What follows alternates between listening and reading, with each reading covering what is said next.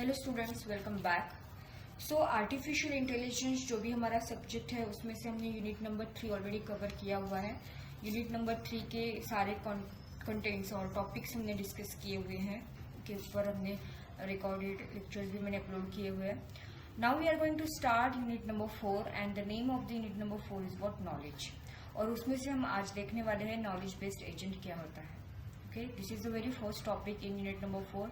आगे भी मैं और टॉपिक देखने वाले हैं कि नॉलेज रिप्रेजेंटेशन क्या होता है, फर्स्ट ऑर्डर लॉजिक क्या है, प्रपोजिशनल लॉजिक क्या है, प्रेडिकेट लॉजिक क्या है। उसके बाद हम बम्पस वर्ड प्रॉब्लम भी देखने वाले हैं जो कि एग्जाम पॉइंट ऑफ व्यू है, इंपॉर्टेंट है। तो I am going to upload all the videos of this topics. So let's start with the first topic, that is knowledge based agent.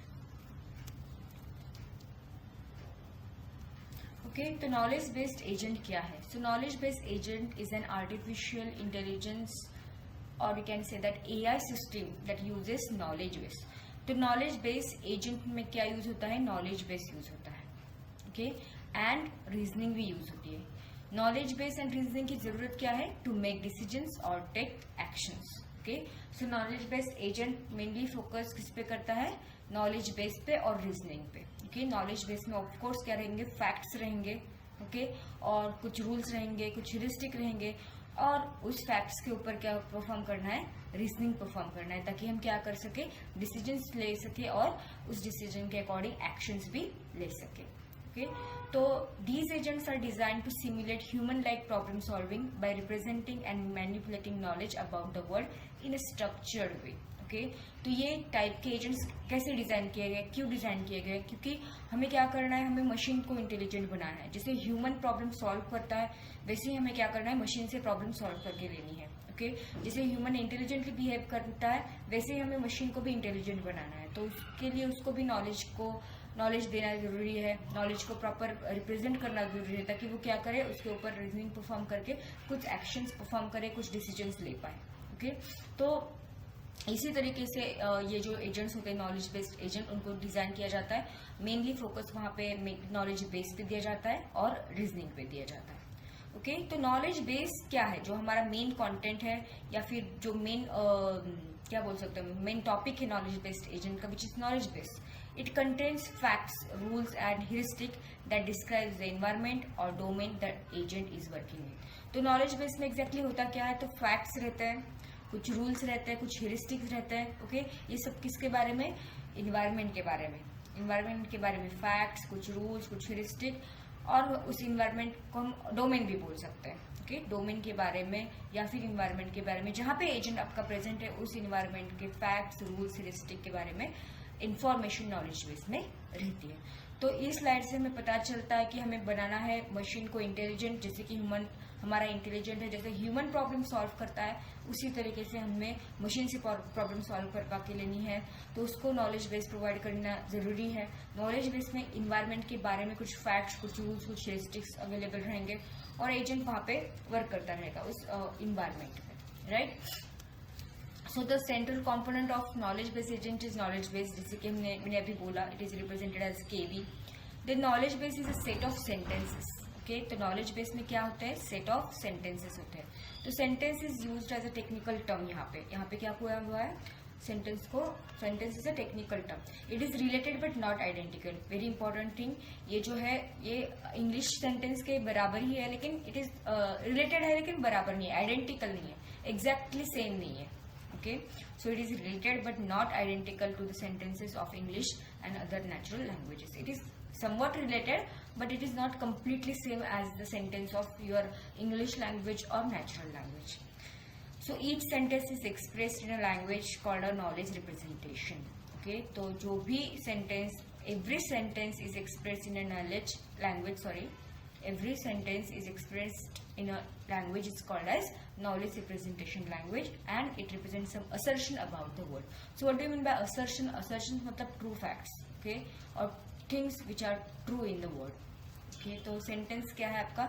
sentence, हर एक कोई सेंटेंस जो भी लैंग्वेज में express किया होता है वो क्या होता है? नॉलेज रिप्रेजेंटेशन होता है for that particular language.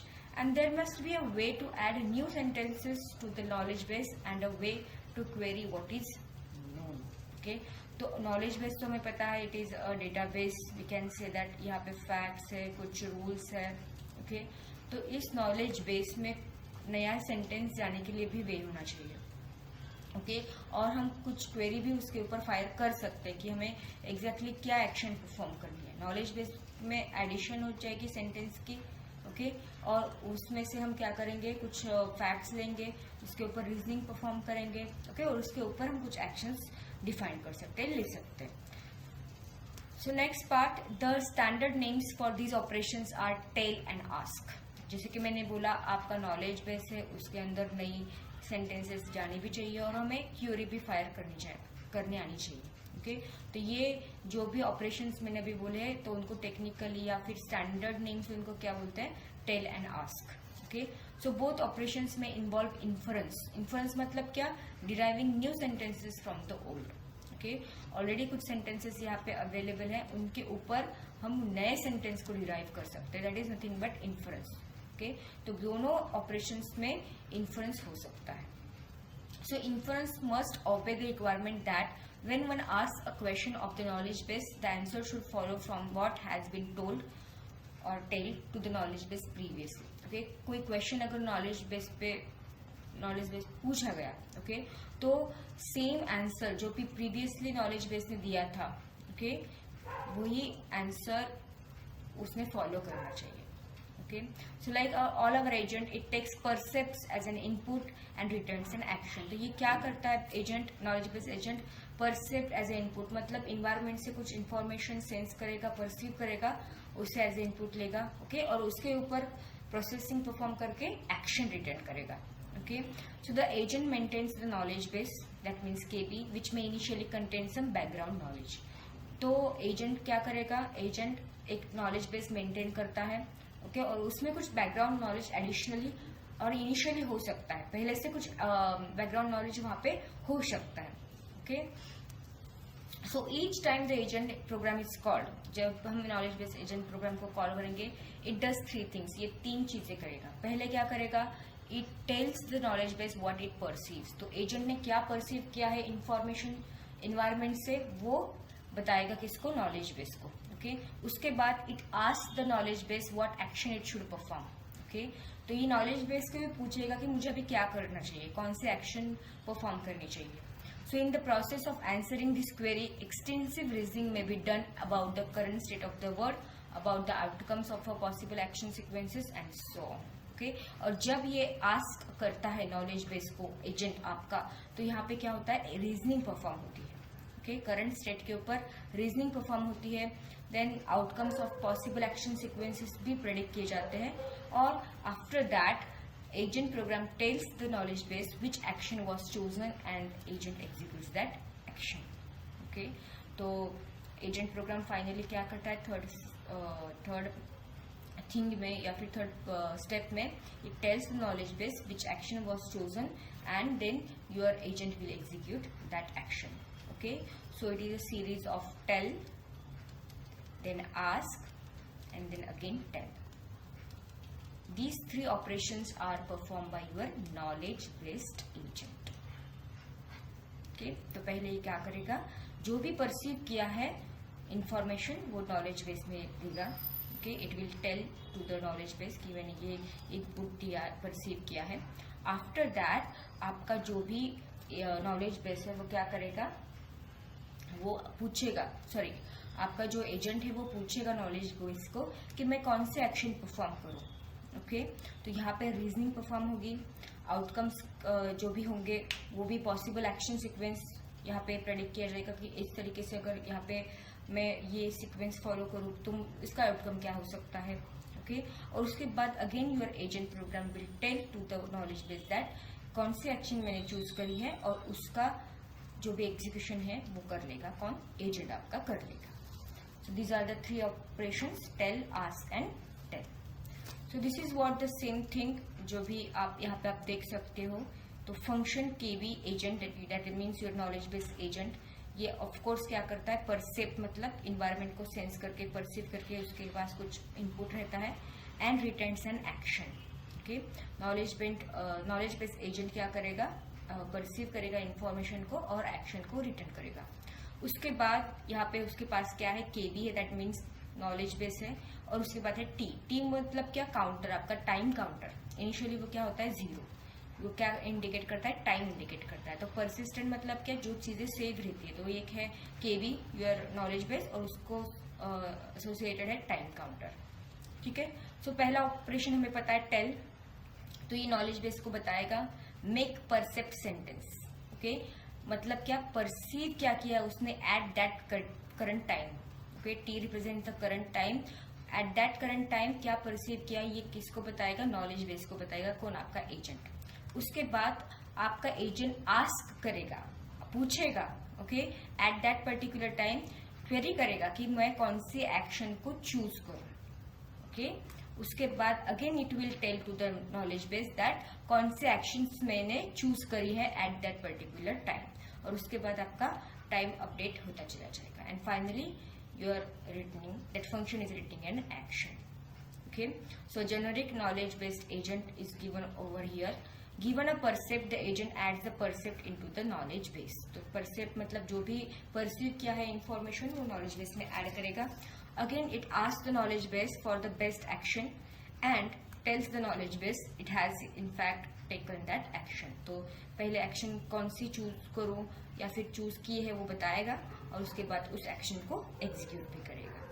So the details of the representation language are hidden inside 3 functions that implement the interface between sensors and actuators on one side and core representation and reasoning system on the other. तो sensors and actuators में जो भी interface रहेगा, okay, तो वो actual में कैसा रहेगा, एक साइड पे जो भी सेंसिंग एंड जो भी एक्शंस आप परफॉर्म करोगे with the help of actuator वो रहेंगे। उसके बाद जो भी रिप्रेजेंटेशन एंड रीजनिंग सिस्टम है वो अलग साइड से रहेगी, क्योंकि दो साइड से एक रीजनिंग है, और पहला तो सेंस करेगा एंड देन एक्चुएटर्स के क्या बोल सकते हैं हम, एक्चुएटर्स एंड सेंसर के हेल्प से क्या करेगा, इन्फॉर्मेशन नॉलेज बेस में डाल सकता है, और उसके बाद उसी इंफॉर्मेशन पे रीजनिंग भी तो परफॉर्म करनी है, राइट। तो यहाँ पे टेक्निकली 3 चीजें फॉलो होती है। तो पहला होता है make percept sentence, it construct a sentence asserting that agent perceive the given percept at given time. Okay, ये क्या कंस्ट्रक्ट करता है कि जो भी इंफॉर्मेशन उसने परसीव की है at that particular given time, तो ये इंफॉर्मेशन वो नॉलेज बेस में डाल रहा है। Then make action query constructs a sentence that ask what action should be done at the current time. Okay, तो मेक एक्शन क्वेरी ये क्या है, आपका सेंटेंस है। ये क्या करता है, ये पूछता है कि कौन से एक्शन मुझे भी लेनी चाहिए। And make action sentence construct a sentence asserting that chosen action was executed. तो यहाँ पे वो बताएगा, देन इसके बाद वो आस्क करेगा कौन से एक्शन चूज करूं, और उसके बाद ये अगेन बताएगा। मतलब ये रहेगा टेल, आपका टेल ऑपरेशन, ये आपका आस्क ऑपरेशन, एंड ये अगेन आपका टेल ऑपरेशन। ये अगेन टेल करेगा या फिर बताएगा कि कौन सा एक्शन मैंने चूज किया और वो एक्शन उसे परफॉर्म करना है और कर लिया है उसने, for example. So this is what your knowledge based agent. तो अभी हम इसका एक एग्जाम्पल देखते हैं। So imagine a medical diagnosis system. The system would have a knowledge base filled with the facts about disease systems and treatments. Okay, तो medical diagnosis system है यहाँ पे, और आपके सिस्टम में एक नॉलेज बेस्ड है, उसके अंदर सम फैक्ट्स है किसके बारे में, डिसीज के बारे में, सिम्टम्स के बारे में, ट्रीटमेंट्स के बारे में, कुछ फैक्ट्स वहाँ पे ऑलरेडी सेव की गई है नॉलेज बेस में। Then a given patient data, मतलब आपका परसेप्शन, मतलब input. The system can infer likely diagnosis and recommend treatment based on the information in its knowledge base. Okay, जब पेशेंट का डेटा इनपुट किया जाएगा उस नॉलेज बेस के ऊपर, तो वहाँ पे रीजनिंग परफॉर्म होगी, इन्फ्रेंस होगा कि उसके सिम्टम्स से या फिर उसके पेशेंट डेटा से कौन सा डिसीज है उसको, ओके, और कौन सा ट्रीटमेंट लेना चाहिए, वो इन्फॉर्मेशन कहाँ पे नॉलेज बेस में अवेलेबल है। So knowledge based agents are particularly useful in domains where complex reasoning and decision making are required and where expert knowledge can be structured and encoded in a way that agent can use it effectively. Okay, तो यहाँ पे क्या था, already facts, disease, symptoms, treatment सब knowledge base में already डाला हुआ था। और यहाँ पे पेशेंट का डेटा एज एन इनपुट दिया, तो सिस्टम डायरेक्टली इन्फर कर सकती है कि वो रिकमेंड कर सकती है कि उसको क्या हुआ है, कौन सा डिसीज हुआ है, डायग्नोसिस परफॉर्म हो सकता है, देन ट्रीटमेंट क्या लेनी चाहिए वो भी यहाँ पे हो सकता है। तो नॉलेज बेस्ड एजेंट एक्चुअल में कहाँ पे यूज होते हैं, जहाँ पे कॉम्प्लेक्स रीजनिंग की जरूरत है, जहाँ पे डिसीजन मेकिंग की जरूरत है, ओके, और वहाँ जहाँ पे एक्सपर्ट नॉलेज भी चाहिए होता है। फॉर एग्जाम्पल मेडिकल सिस्टम में पूरा एक्सपर्ट नॉलेज चाहिए, so that your agent can work effectively in that environment. So this is what your knowledge based agent. अगर आपको एग्जाम में ऐसा क्वेश्चन आता है तो आपको प्रॉपरली नॉलेज बेस क्या होता है, उसमें कैसे आप कौन से ऑपरेशंस होते हैं, जैसे कि टेल आस्क टेल था, लाइकवाइज आपको पूरा एक्सप्लेन करना है। Thank you.